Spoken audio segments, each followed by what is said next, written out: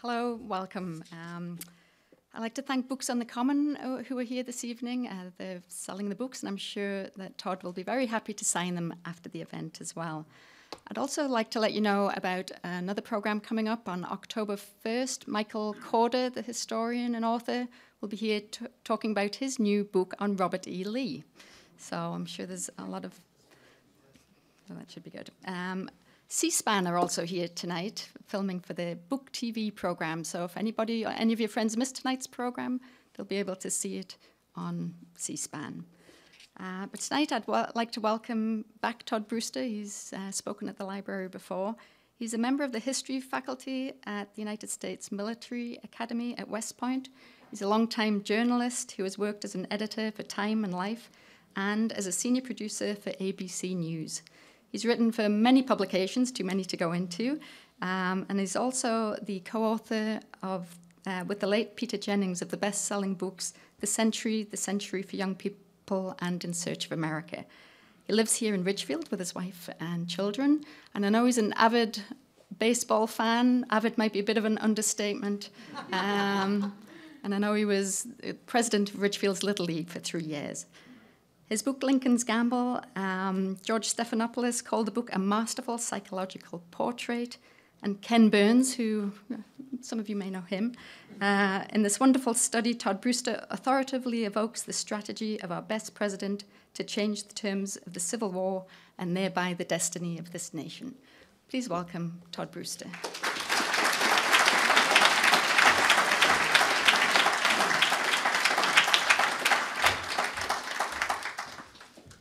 Thank you, Mark, and thank you, Leslie. You know, I've been on the starting of a book tour, and I was at the National Archives earlier this week, and I'm going to San Francisco tomorrow. I'm doing a bunch of NPR dates, but this is by far the most intimidating one right here. My friends are out there in the audience, so no difficult questions. C-SPAN is here, so if you have indigestion and you're up late one night, you can watch me again and again and again. No, I'm delighted to be here. I'm delighted to be, that you all took your time of your busy lives to come here tonight to listen to me talk about the 16th president. And I thank the library for this opportunity. It's a wonderful place. Ridgefield's a wonderful town, has wonderful people in it. I'm very proud to be here, very proud to live here, and I am thrilled to talk to you tonight. One of the first comments I get from people when I tell them that I've written a book about Abraham Lincoln is, really? Is there anything left to be said about Abraham Lincoln? And it's true, Lincoln is the most written about person in American history. According to WorldCat, it's an online card catalog. There are 23,274 books and second and third editions of books written about Lincoln, including these: The Life of Abraham Lincoln for Young People Told in Words of One Syllable. The Personal Finances of Abraham Lincoln, just so you can check on his IRAs, This is one of my favorites, Abraham Lincoln on the Coming of the Caterpillar Tractor.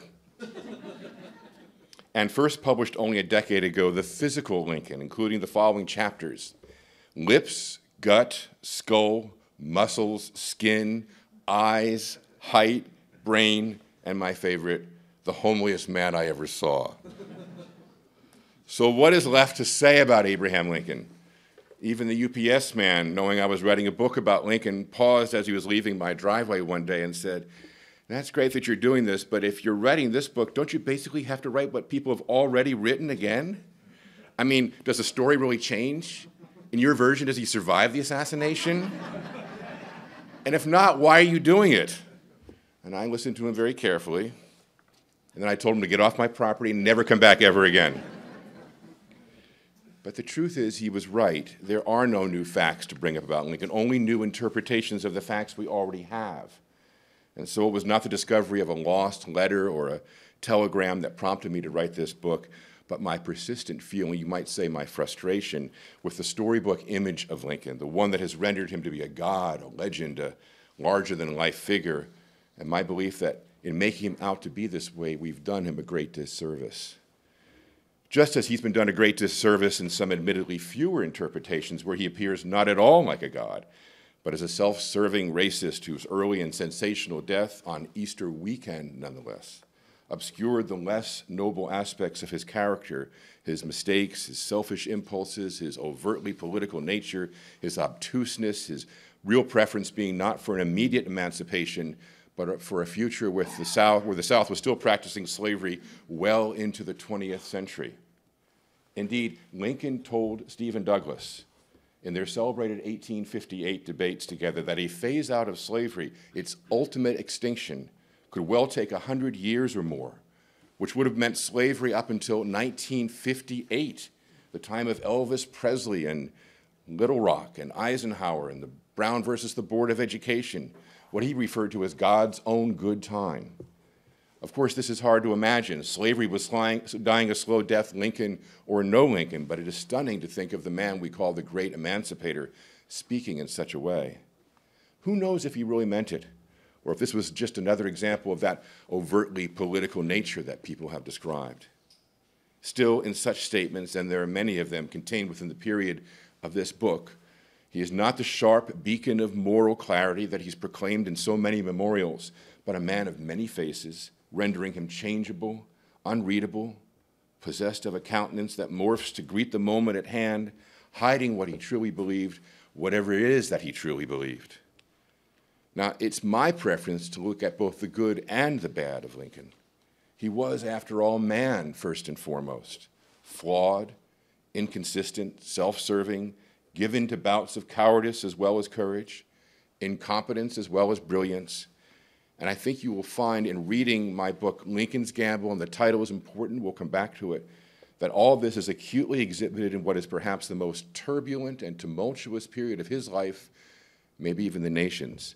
6 months of his presidency when they are centered around the issue for which he is most remembered, emancipation, and over the creation of what is almost certainly the third most important document in American history after the Constitution and the Declaration of Independence. And that, of course, is the Emancipation Proclamation, a document written by our most literary president, but which contains no poetry like we hear him recite in the Gettysburg Address, and no great phrases for the ages like those etched into our consciousness by the second inaugural address. No identifiable elements like we find in the Declaration, like all men are created equal, or even the Constitution, we the people, but instead a very carefully written, tight document phrased in the language of a contract, with all the poetry the historian Richard Hofstadter said of a bill of lading. My book, Lincoln's Gamble, begins with a carriage ride on July 13, 1862, when Lincoln first mentions the Emancipation Proclamation to two close cabinet members, Secretary of State Seward and Secretary of the Navy Gideon Welles, a Connecticut citizen. And it ends with the signing of the proclamation on January 1, 1863. In between, we watch Lincoln at work on his first draft, sitting among the clerks in the War Department telegraph office. You may remember these kinds of scenes from the movie Lincoln. Scribbling on a piece of fool's cap, as it was called, paper with a little watermark of a dunce's cap, which was the manufacturer's watermark, which was known as fool's cap. Even as he plays with the spiders that are crawling around the window of the telegraph office. We witness his first reading of the Emancipation Proclamation to the members of his cabinet, who, recognizing that the war was going badly for the Union in 1862, and it was going truly badly, urged him to put it away and wait for a moment less desperate to issue it upon the next Union victory, whenever that might be. Then, paradoxically, at least in tone, we see Lincoln greet a delegation of black leaders at the White House with the expressed purpose of encouraging them to begin a migration of the black race out of America and back to Africa, or if not there, to Panama or someplace in South America, for as he told them, you and we are different races. Even when you cease to be slaves, you are yet far removed from being placed on an equality with the white race. It is better for us both, therefore, to be separated. And we listen to him go even farther when he appears to blame their presence for the very war which has just claimed tens of thousands of lives. But for your race among us, there could be no war.